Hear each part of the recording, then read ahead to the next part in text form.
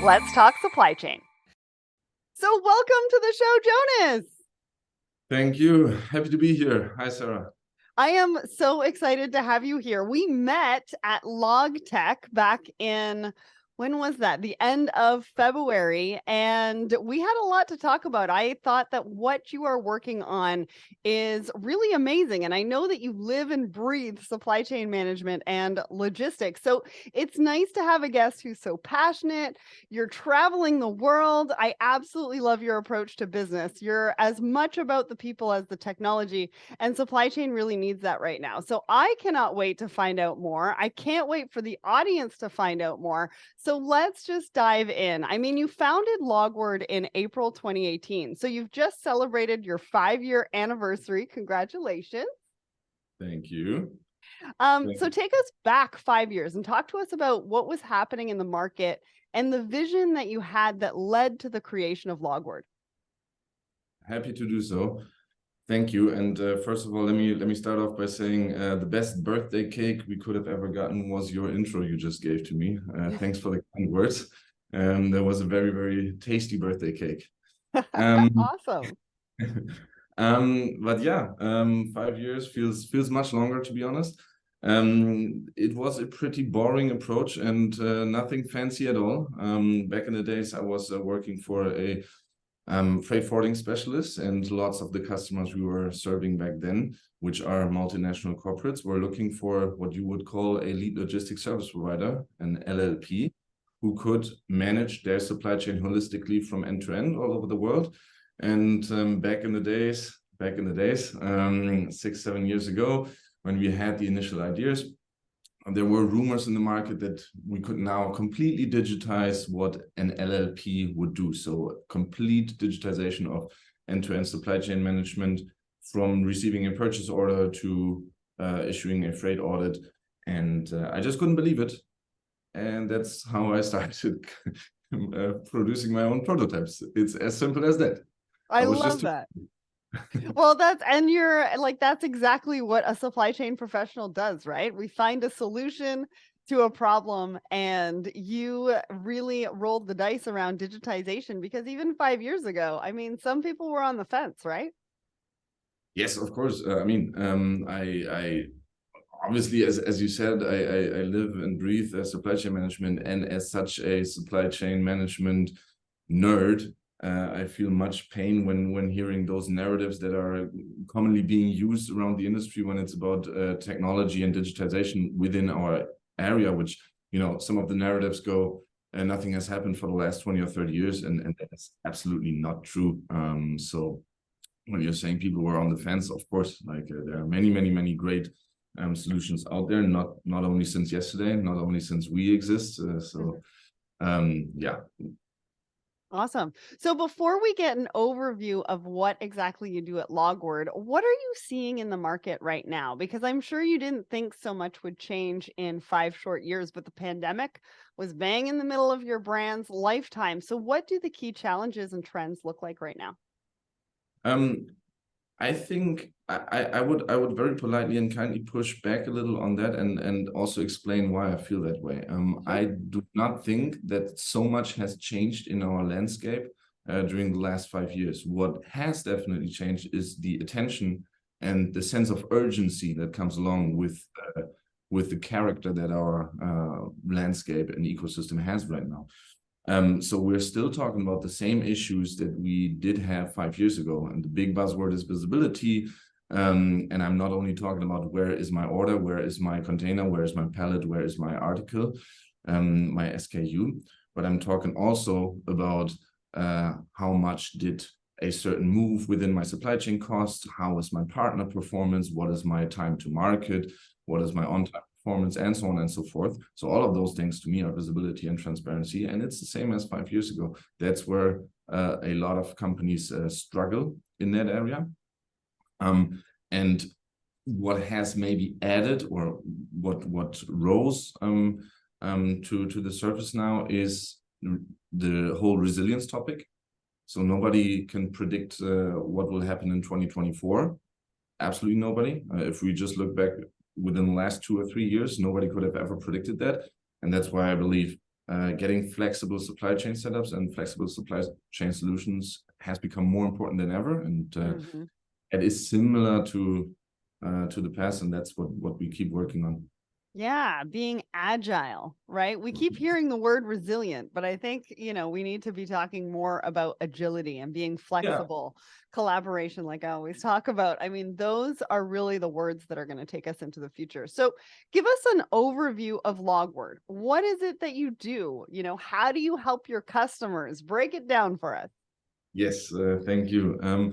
So we call ourselves a supply chain orchestration control tower, which is basically a cloud platform that enables our customers to manage their supply chain end to end.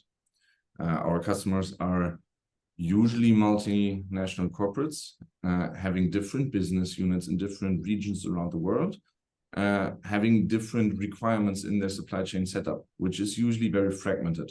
And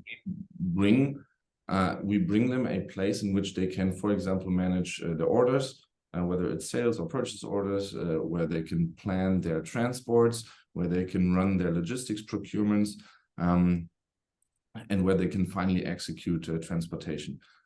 All of that we do in a what we call no-code environment. So our customers can completely customize and tailor their setup without having an army of 10 software engineers sitting on it and working on it. And what we've seen in the past is that we've got 3 main areas in which customers benefit from it, which is they get more attractive to their customers because they can integrate with their supply chain ecosystem. So they can, for example, integrate with their customers. So the customers can see, when will my goods arrive? Right. That's one thing. The other key value that we see is improved supply chain OpEx. So the total supply chain cost can be improved. Very tangible example is detention demurrage charges will immediately go down when bringing in visibility. And the third key value that we want to provide is, you called it agility leading to resilience. We want to enable our customers to quickly adjust their supply chain setup without adjusting the process. Amazing. That sounds great. And you can customize the dashboard or the different things that you can do within the system to make it so that it's unique to you. Because at the end of the day, supply chains are a unique competitive advantage. And I've been talking about this actually in a few panels over the last couple of weeks about how we need to think not only about our customers, but our customers' customers. So as flexible as we can be, we can also enable our customer's customer to be flexible as well, right? Exactly. That's exactly what it is. Yes. And especially when looking at our customers, we have a lot of customers who have been affected by lots of M&A activities. So they buy and sell certain business units, which then come with very unique supply chain setups. Yes. And we cannot allow every time like 2 years tailoring project of an ERP system to happen, right? We need to be quicker. And that's where we feel very comfortable. Yeah, I've been talking about that as well, in the fact that with mergers and acquisitions, companies coming together, there's lots of different technologies at play. And so how do you actually bring everybody together from a technology standpoint? So you're right on with that. Yeah, it's a very, very difficult question, and I believe there's no perfect answer to it. I can describe what our approach is. We keep it very simple and very, very stupid, so that people like me can understand it. I believe it's easier to tweak and to adjust technology than it is to tweak and adjust human beings. What it means is we have seen better results when trying to adapt the tech part of a challenge to the business process, then trying to re-educate the organization and the people working in the organization. To give a very tangible example, and to come back to your initial question, when you're talking about how do we tailor things and how do we integrate, I can give you an example of a customer onboarding. Yeah. We, for example, onboard suppliers and customers and partners of our customers to our cloud. and we sit together bilaterally with all of them. Of course, we try to also have workshops and have as many synergies as possible, but at the end of the day, it is a bilateral integration of all the stakeholders that our customer needs to work with. And we believe, for us, of course, it's not the most efficient way, but first we want to integrate everyone, and then we can discuss on potential process improvements. Well, and what it does is it establishes trust, it establishes collaboration, it brings everybody to the table and make them feel like they're part of the process. I mean, that's got to be part of the success of what you do.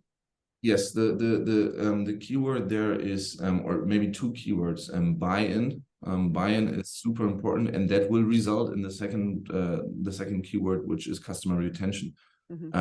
So for us, it is very, very important to have a very high customer retention, which luckily we have. And we can only get there if everyone involved, and this is not only the person or the company that pays our bills, but also their partners, their ecosystem. They all need to be engaged. They all need to be happy. We need all of their buy-ins. Because if you ask someone within supply chain management area, how happy are you working in software application number 17 now? Nobody will say, yes, sir, please give me number 17, number 18. Nobody does that, right?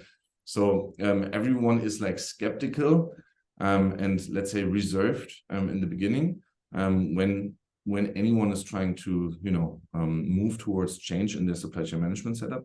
And we just got to respect that. That's why the buy-in for us is so super important. And that's why we go this, for us, inefficient way of bilaterally integrating with partners. Great. Thank you for explaining that. Now, you mentioned that you're a supply chain process orchestration control tower. You have German and Indian roots. So what are the customers you work with in terms of size, location, industry? Do you have an ideal customer of who you work with? Yes, it has, or it is about to change now. So we do have some legacy. We're a corporate venture being funded by a freight forwarding company, a global freight forwarding company that has always been very active in the chemical vertical. And obviously we kind of like inherited that.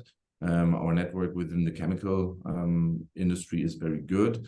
And also the solutions that we developed were heavily inspired and influenced by that vertical, by that industry. And if you look at our very short life as a company up to today, a lot of the solutions we can now offer have been collaboratively built with those large multinational corporates. So we're talking north of 100 million US dollar of annual logistics spend. Transportation spend, I should specify. We're talking about different business units. We're talking about very fragmented landscapes. We're talking about a high level of complexity. We're talking about different regions in which our customers are active. So pretty high complexity. And we have kind of like tailored our solutions towards their needs. We have now seen that surprisingly consumer goods industry has picked up on that. And found interest in that solution, in those solutions as well. And now we're at a maturity stage in which we also look into other segments of the markets, other verticals, other industries, for example, pushing consumer goods more, pushing electronics more, going into the US, more focused, staying in Europe, building our presence there.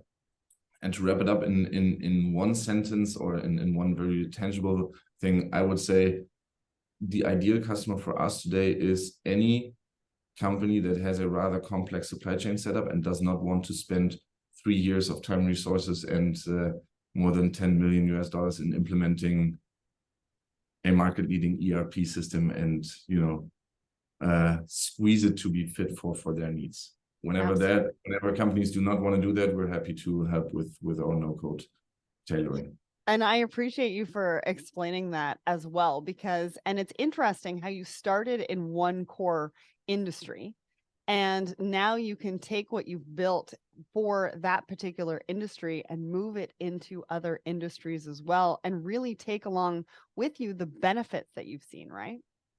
Yeah, I mean, maybe this is also slightly our culture, and like for I mean, obviously, none of your audience could participate in our prep calls, but in our prep calls, I said whenever a German person says it is okay, in other parts of the world, it would mean it's amazing, right? So I would say the stereotypical German culture is being very, very much down to earth and very humble and very also self-critical. And I think 100% of that is also true for us.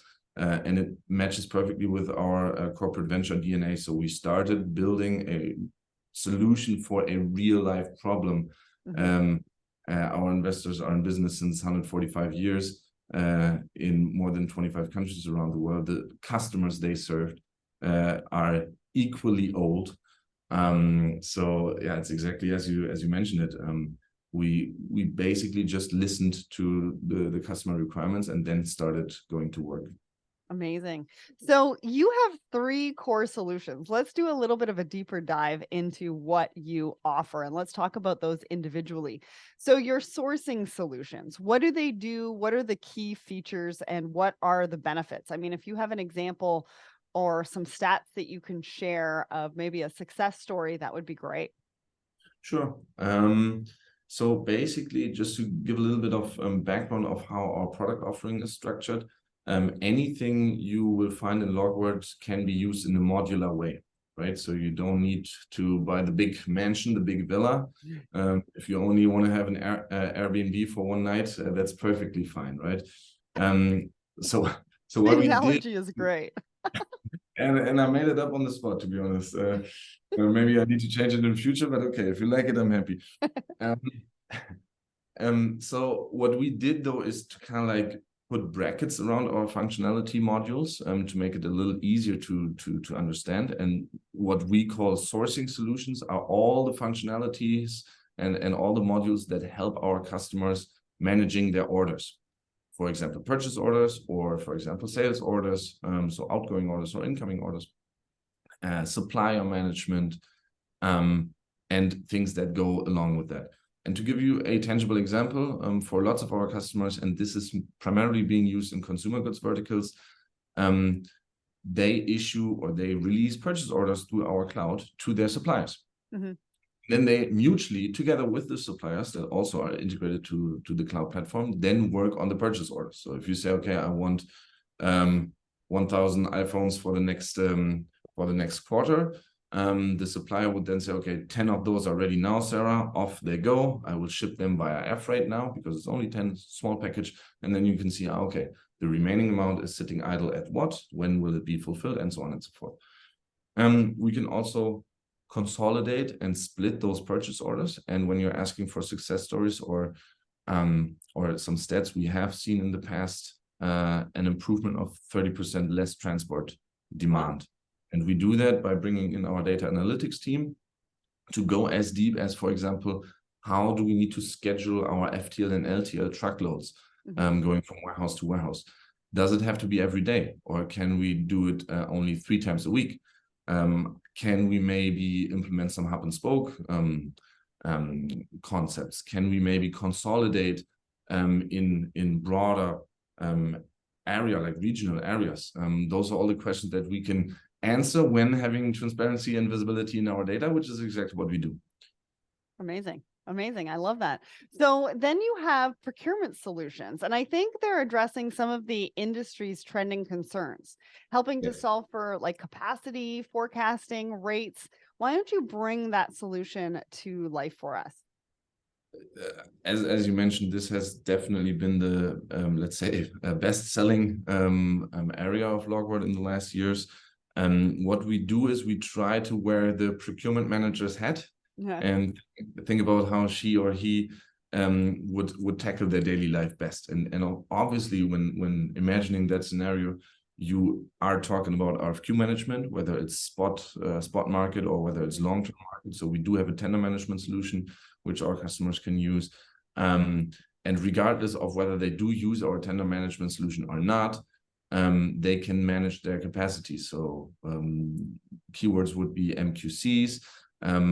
How do I make sure that whatever I committed to my partners in terms of volume, in terms of seasonality, how can I make sure that I stick to it? So we do have an allocation management feature which tells you exactly, hey, Sarah, this is what you signed up for in your annual contract, broken down to weeks. It means that this week you should be shipping 5 containers from A to B. Right. Out of which you have already booked 3, so 2 are remaining. If you need to ship 3 or 4, we will automatically send an alert to your partners, to your carriers or 3PLs. And we can break down the planning to vessel level. So we do have all the schedules in our system. We can tell you exactly, based on your volume commitment and routing guide, this is how you should ship your next purchase order. And that, I mean, I don't have to, like, the pandemic chaos was obviously pushing this massively. Yeah, absolutely. So you can actually plan alongside your freight forwarding partners and the carriers, et cetera, as to a purchase order of what needs to be shipped by when. And you get like this massive alert. I'm thinking like the Budweiser, siren for hockey. You know what I mean? You get this like big siren that's like, alert, you've only shipped 3. You need 2 to keep up with that purchase order. This is what you need to do. This is what they need to do. This is how we get everybody involved and collaborate. Exactly. I will talk to our product management right after the call to push the siren idea a bit more. Then we need to negotiate your commission for it later on. But you're right. And you mentioned one very important piece. It always depends on how our customers are structured. Some of them have their own transport management teams or transport planning teams. So in that case, they would be using our software themselves. And then we have other customers who say, no, I don't want to provide the resources for it. I do have my partners, my freight forwarders, who are supposed to be managing it for me. So in that case, we then again integrate the freight forwarding partners to do the allocation management on the platform. And, coming from a freight forwarding background, I mean, that is gold. I can get an alert that says, hey, your customer still needs to ship 2 more containers this month or this week or whatever that looks like. I mean, I can get on that and I can book the empty, get it to the manufacturer or the shipper, get it loaded and get it booked. And that way we know in advance what we have or what we need to be looking out for. And we can actually be proactive as a freight forwarder to also communicate with the customer. So it just brings everybody together, which is what I like. Exactly. And that's exactly what we do. We usually send 8 to 12 weeks out rolling forecasts to all the involved parties. And the key number you'd be looking for, because I would then claim, hey, this is improving carrier relationship, right? Yeah. So if I tell you working for a carrier, sorry, Sarah, I'll be short 20% this week. I mean, this is life. This happens every day in supply chain management, but you as a carrier would want to be informed and know it in advance, right? So that you can react accordingly. And we can see how the carrier relationship improves. We look at, for example, booking rejection ratio. How often is a booking rejected? And we can see that this number decreases the longer our allocation management feature is being used, and the better the forecasts predict the volume. The more transparency in the carrier relationship, the better the relationship, and we can see it in decreased booking rejection ratio numbers. Well, and traditionally, it's always been the blame game on the logistics side. Like, who is to blame? And now we're being proactive in the way that we're using technology, bringing everybody together as much as we possibly can to really predict and help everybody plan. And so we're not just reacting to some of those, things that do come up, like you said, every single day. Yes, and let me maybe add one last point to it, because you're triggering something super important. I have personally seen or felt in the past that procurement is very often understood to sending out a request and then comparing the incoming Excel quotes and choosing the cheapest, and that's procurement. But that is not procurement. Procurement should be exactly what you said, which is, in my own words, treating your partners as partners, not as service providers who can be squeezed until the very end. And you can actually see in numbers, in financial numbers, that at least in our small ecosystem, that those of our customers who treat their landscape as partners and collaboratively work with them based on forecasts very transparently, they have lower supply chain OPEX compared to those who go spot shopping and just hop from service provider A to service provider B and do not really build a strategic relationship. Yeah, yeah, and that goes both ways too. So your third core solution is transport solutions. Is that what we just spoke about, or is there more that you can sort of dig in for us? It is partially what we just talked about. So transport planning is one thing, but then once you are done with your planning, you can also place the booking. So we are integrated with all the carriers via EDI and API. We're also integrated with the large freight forwarders around the world. So you can, once you're done with your planning, once you know which aircraft, which vessel, which truck I want to place my booking on, you can just hit the button and execute it. Right. Then, of course, you also want to know about the status. This is what we call transport controlling. Other companies call it real-time transportation visibility, the huge hot topic. For us, that's one tiny part of the overall equation, because if we're, for example, talking detention and merge or any delay, it's nice to know, or rather not nice to know, that a shipment is delayed. But the real question is, so then what? What do I do about it? And this is why we believe visibility is more, or like managing non-conformances and delays is more than just knowing what's happening. We also need to know, okay, why has it happened, and what are my options to solve this solution. And just to make it then complete, for us, our transportation solutions also have time slot management, the tracking features. We can have electronic proof of deliveries, sign on glass, and a whole documentation management. So any transport document that comes to your mind can be archived and processed in our cloud platform. Awesome. And so it's just really, a great way to be able to bring all of that together in one place, right? And we're going to talk about fragmentation in a little bit, because I have another question for you. But typically you've got things in different places, or you've got, the delivery company is different than the freight forwarder, and you're waiting for the proof of delivery. And how do we get that? Or how do you get triggered to remember to get that? Because maybe your customer needs it. I know that PODs have always been the bane of existence for freight forwarding companies, carriers, supply chain professionals. But can you talk to us through how you work with a customer? Because, organizations can benefit from individual features or combine them for a unique, customized setup. So how do you work through that process of understanding your customers' needs and then help them to create that very strategic, customized control tower? So I know I am talking a lot today, but usually when not being in a podcast with you, we rather want to stick to listening more than talking. and It's a good philosophy. Yeah, it works. Also, you can be lazy and not talk that much. It's very convenient. No, but jokes aside, what we usually do is, whenever we get in touch with a potentially interested company, of course, we first show them, hey, this is everything you can do, but this should be limited to a very short amount of, or a short period of time in which we brag about ourselves. I think we wouldn't succeed without a bit of bragging, Right. but we want to get over with the bragging part as soon as possible and as quickly as possible, and then really listen. So we like to bring in our solution engineering team and really listen to our customers or to our prospects in describing what their biggest bottlenecks are. We always come up with a blueprint of their supply chain setup, and then we discuss together with the customer, okay, and where do things break? How do you today manage your orders? How do you communicate with your freight forwarders? Is there a difference how you communicate with freight forwarder A compared to freight forwarder B?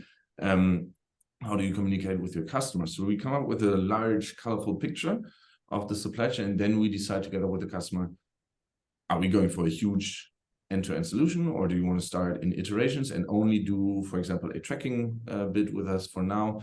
And this is how we then get rolling. And we always work in agile sprint methodology.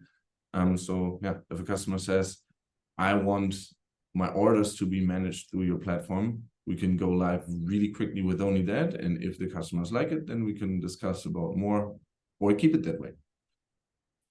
Well, and I like that, right? Because you're going into it, like you said, you're bragging for a little bit, but then you're also taking the time to listen and what it is that you need. And like you said earlier, is it the mansion, Or is it the condo on Airbnb that you're looking for to start with?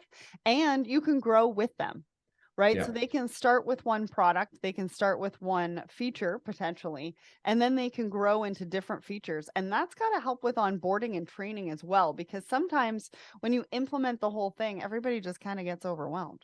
Yes, it like whatever we're discussing again revolves around the buy-in that we get, right?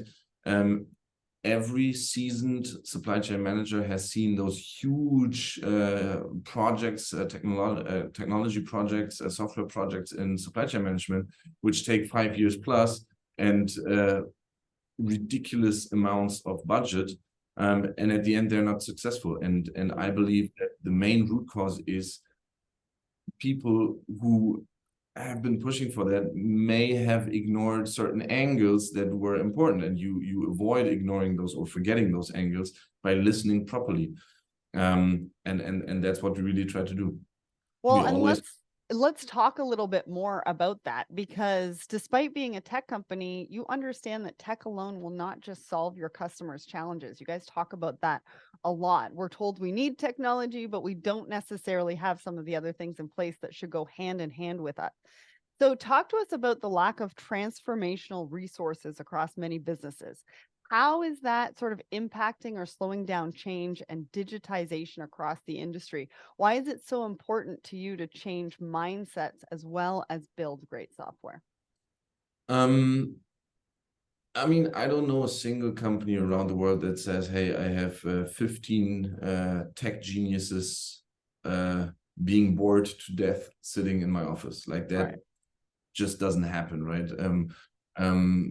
Tech intelligence is most probably one of the scarcest resources we do have. And yet the challenges that have enjoyed a higher sense of urgency throughout the pandemic, they have not vanished, right? So you're sitting with a massive imbalance of availability of tech resources versus the magnitude of problems that you want to solve. And that makes it a little difficult. So what do? You want to wait for 2 or 3 years like until your next ERP update is done and your IT resources are free again? Or do you want to start improving on the processes in your supply chain organization right away? And we opt for the second. That's why we did everything, or that's why we do everything that we started doing with this no-code approach. So we say everyone who is good at Microsoft Excel can configure our software, and you can see the results within 1 month. So you can go and like tiny bits. You can start with tiny bits, and then, for example, say, okay, I want to integrate my customer XY. How do I communicate today with them? I'm sending back and forth an Excel sheet. Fine. So then we map that Excel sheet to parse it in, contrary to going for a 3 months EDI project, which nobody has time to solve.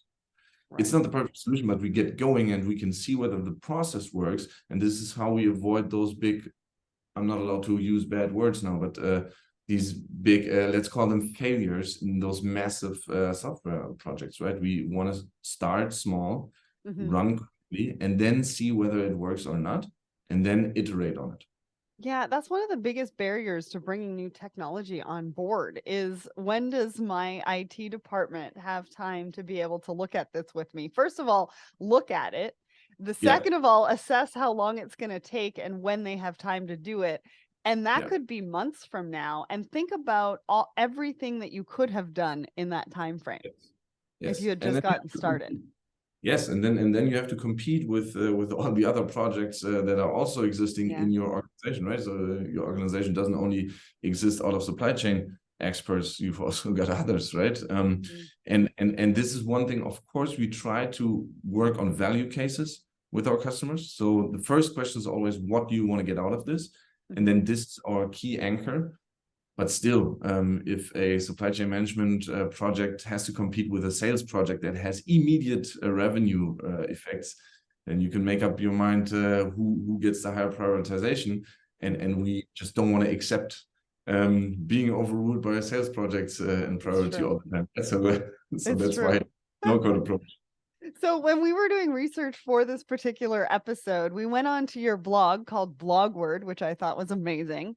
And there's Yeah. a post around digitizing supply chains in real life, what works and what doesn't. So my Yeah. question to you is, whatever happened to the supply chain unicorns? I would have to ask my friends working there.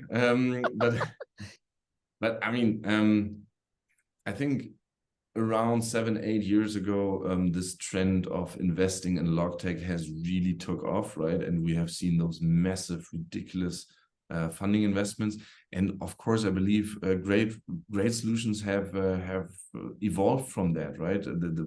There's a lot of good happening using that funding and the hype and the attention that supply chain management and logtech finally got, well deserved. But I also think that the assumptions on which certain fundings were based on might not have been 100% correct. So one of the assumptions or narratives I touched upon earlier, which is freight forwarders are still working based on facts and phone calls. It was never true. It is not true. It's just made up. And of course, if you're assuming as a, let's say, venture capital investor that the supply chain management landscape is working like this, completely outdated, like in the 70s, then you can finish the story yourself by saying, okay, where does my solution then end? And that's why I'm saying we've got great solutions, having evolved from the massive hype and the massive investments. But I also sense some dissatisfaction within our peer group, within our bubble. You just need to hop online, Google a bit about like visibility and stuff that's happening around it. I'm not going to use any names, obviously, but it's people in the bubble know that there is a certain, let's say, disappointment. Yeah. And I think that's the main reason. Like we have fallen in love with a narrative that was never true. Yeah. Well, and I think you're right. I think it really did put a spotlight on supply chain as being a great place to be able to make investments. And that's what it really did, right? It drew people in, and we were able to support companies like Logward, right? Yes. Like some of the other technology companies that are out there. But right now, we're sort of seeing that landscape, like who is going to stay, who's not going to stay. And, with Logward being in business for 5 years and the trajectory that you're on and how you're actually doing it is really how we're showing success to some of those investors, what that success in supply chain can look like. And so I really like that blog that you guys wrote. I implore everybody to go and read it because you can really read about what works and what doesn't work. So finally, then we need to wrap this up. I think I could talk to you forever, but what does the future hold for Logward? Tell us about that. I think we're at a very, very, very interesting stage right now. So we just convinced our new chief growth officer to join. His name is Michael, and with him, I always use the following narrative or the following analogy. We are a group of crazy logistics kids and logistics nerds that have been working crazily hard for the last 5 years on the product. And now it's about time to bring the adults in, the grown-ups. And Michael and others are those grown-ups and adults. And what I mean by this is it was a crazy ride. We were always supported extremely well by our corporate venture partner.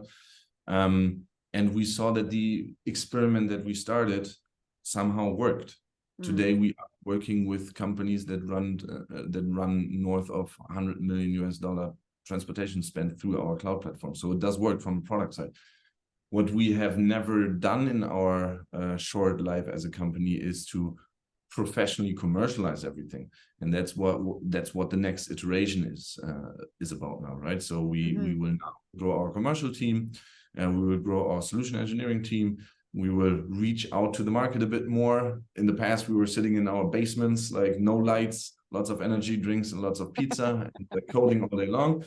And now we will actually maybe put on a suit, me not, but others will put on a suit a bit more, talk a bit more and reach out to the markets. Yeah, and expand into different industries. Take what you've learned in the chemical industry and move it towards CPG, Yes. electronics, so many different industries that need the solution like Logward. And you believe in a future where supply chain leads the industry and drives transformation, and it can't get any better than that. If you want to find out more, you can check them out at Logward, LOGWARD.com. A massive thanks to Jonas for joining me today and the team at Logward for making this episode happen. Thank you so much, Jonas. Thank you, Sarah, and happy to demonstrate whatever we discussed now in a live demo. Hope to Yeah, see some of the audience very soon. awesome.